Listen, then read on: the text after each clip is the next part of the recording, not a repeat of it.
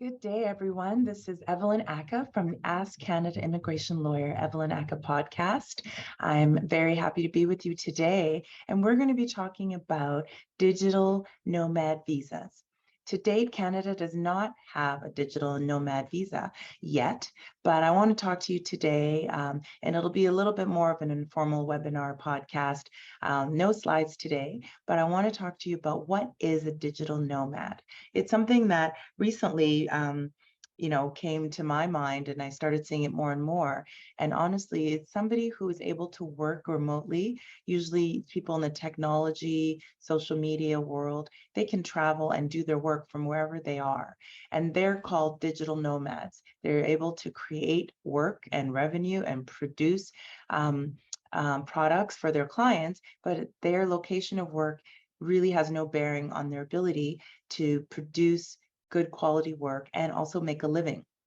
And one of the benefits, I would say, of being a digital nomad is that you get to travel the world, you get to have flexibility in terms of when you work, how you work, and it allows you to probably save some money as well, because you don't have to deal with commuting, you don't have to deal with dressing up for work, you don't have to deal with having an office space. You can do work anywhere, whether it's on the beach or in another location somewhere around the world. Right now, Canada does not have a digital nomad visa program, but I want to tell you about some of the countries that do offer them, and we are hoping that Canada will start implementing there's a digital nomad visa at some point, just because we are so focused on keeping high-tech talent and also attracting talent to Canada. So this might be a good way to further develop that industry in Canada. So I would say that the digital nomad kind of idea really grew and evolved more during COVID-19. When people were asked to work remotely and work from home, many people realized they didn't actually have to stay home. They could do their work from anywhere in the world. And if they were, let's say, separated from family and friends, they were able, when things were safe, to travel and do their work from anywhere. They did not need to be here in Canada working necessarily. They could work anywhere they wanted. And so that is really I guess the real crux of it. Currently, the United States is estimated to have 4 million digital nomads, and in the world, there are approximately 15 million. So this is a huge market that may be untapped for some employers who may want to look to hire people from all over the world. They don't need to be in your jurisdiction for you to engage them, contract them, or hire them directly. The people who want to become digital nomads tend to be people who love to travel, they love change, they love new challenges, and they're obviously self-motivated, organized, and focused, because you have to be able to drive yourself and be successful. If you're going to be a digital nomad, no one's going to tell you when and how to work. You just need to produce results. And that is a big part of the program, I would think, in other countries. So let me tell you, obviously there are a lot of things that come up when you think about digital nomads: how they get paid, who they work for, what jurisdiction takes responsibility for them, taxes. So, I'm not a tax expert, so I'm not going to get into it, but I just want to raise and flag these issues. If you have employees that are working remotely, you need to be able to think about where they're doing their work and who's responsible for their taxes. Or is it better to just have them as contractors, so they're not full-time permanent payroll employees, and you don't have to think about everything like benefits, taxes, etc. So one of the things I wanted to share is the number of places that allow for the digital nomad visa. Let's talk about those countries. So one of the countries is Anguilla, and another country, seems like there are a lot of smaller countries: Antigua, Barbados, the Bahamas, and Cabo Verde allows for it. And a lot of times they have specific requirements if you want to live there and do work. Costa Rica is another one. Croatia, interestingly, the Czech Republic, Dominica. So a lot of Caribbean islands. I guess people want to go there, live on the beach, and do their work from wherever they are. Estonia, Georgia, Germany, Iceland, Malta, which we know is definitely a tax haven for different people, Mauritius, Mexico, Montserrat, Norway, Seychelles, Taiwan, interestingly enough.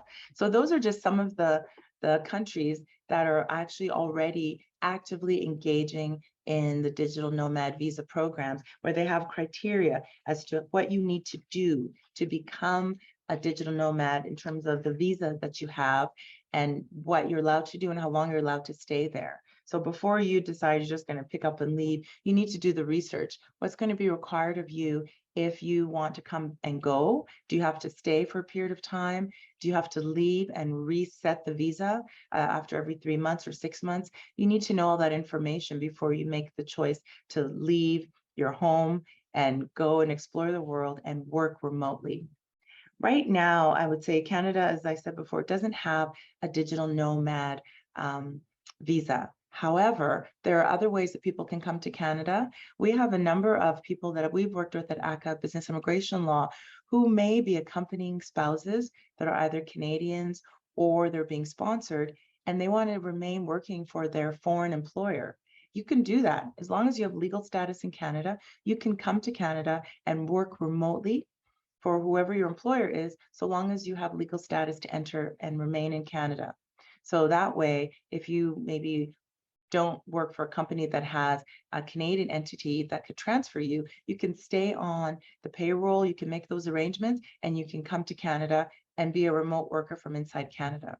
That's not necessarily the same as the digital nomad visa, where it's set up specifically for you to be able to come and do that work. And so one of the possibilities for that would be there's something called the self-employed visa category in Canada, where you basically sponsor yourself.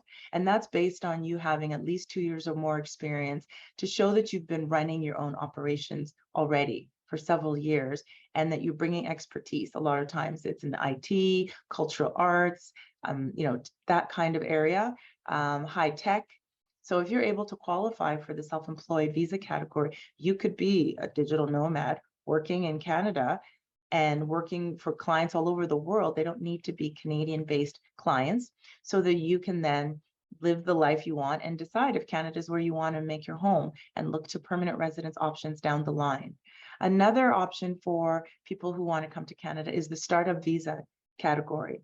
And the startup visa is the program where you can basically start up a business with support from an incubator or other kind of agencies to set up a business and basically start it up. And most of those people who work in that field are in the digital high-tech startup world. So this is the perfect visa for you.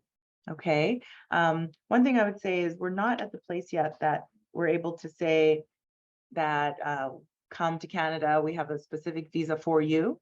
That's not the case. And it's interestingly enough, the U.S. doesn't necessarily have an exact one either that fits those people who want the flexibility to come and go. But there are many, many visa options for people who want to come to Canada and live as a digital nomad working for a non-Canadian entity. So those are the things that, I want you to think about is if you have people who want to come to Canada and explore and see the Rocky Mountains and other things like that, you want to be able to consider what exactly it is that the digital nomad visa allows you to do. As I said, this will be a shorter webinar podcast, because this will also be shown on the Ask Canada Immigration podcast. So you're welcome to check it out. But if you have any questions at all about the Canadian options for you, if you want to be a digital nomad, if you want to come to Canada, at Ackah Law, we can definitely assist you to find options so that you can come to Canada, continue working for your employer that you're working with overseas, and be able to be legal and be able to explore Canada almost like a tourist working here.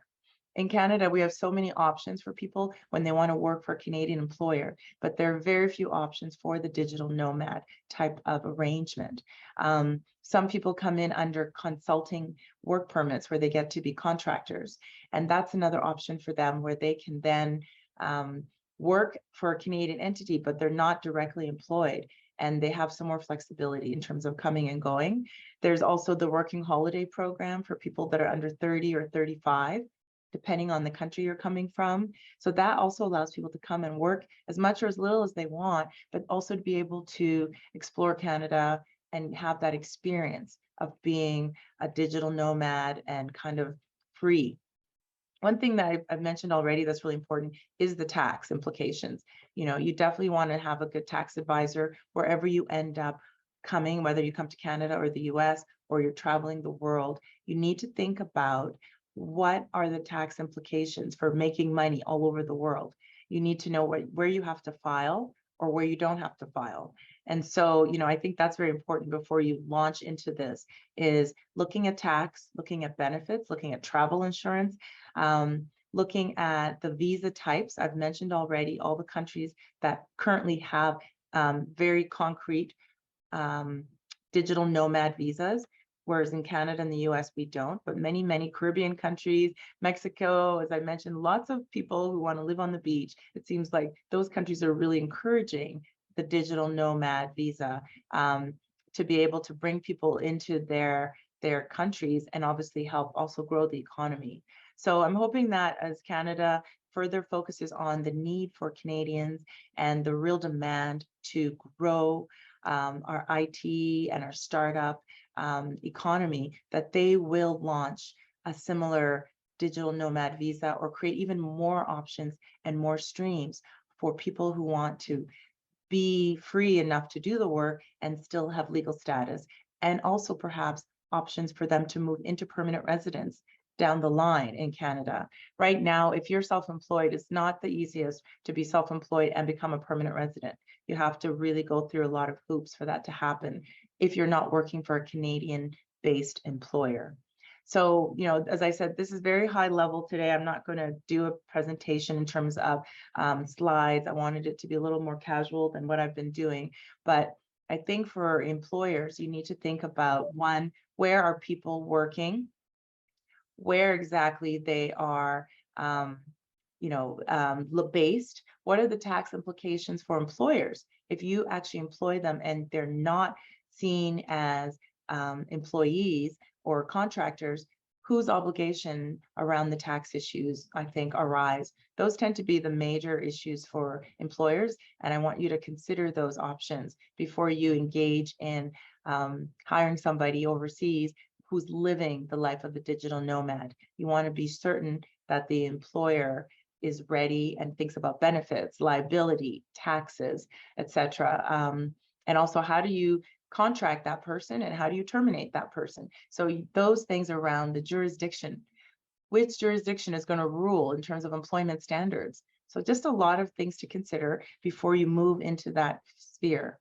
One thing that I heard today on the news is that there are many people working remotely that actually have more than one job, and their employers aren't actually aware. They work for two employers full time, and because everything is remote, they're able to hustle and do both. So you want to know, for instance, if you're the employer, can you have other jobs? Are you limited to just the employer? Is that in your contract, or are they allowed to freelance and do work for other people, as long as the work for you is getting done? So these are some things I want you to consider. We have a couple of people who joined us on the webinar. I'm wondering if you have any questions, if you'd like to ask me. This will be a shorter webinar podcast than normal. Kristen, Pam, anybody have specific questions? So it looks like nobody has questions. And as I said, this will be on our Ask Canada Immigration Lawyer podcast. And I'll have some links as well to the resources that I found for purposes of doing this very brief podcast webinar, because I don't think a lot of people even know what a digital nomad is. And it's such an interesting concept as we look globally at where people are living and working and how to do it successfully, so that you ensure that you're not liable and you don't have problems down the line with the tax. So as I said, I'm going to end now, but I want to thank you for joining. And if you have any questions, feel free to contact me at ackahlaw.com, 403-452-9515. Take care and stay safe. Bye-bye.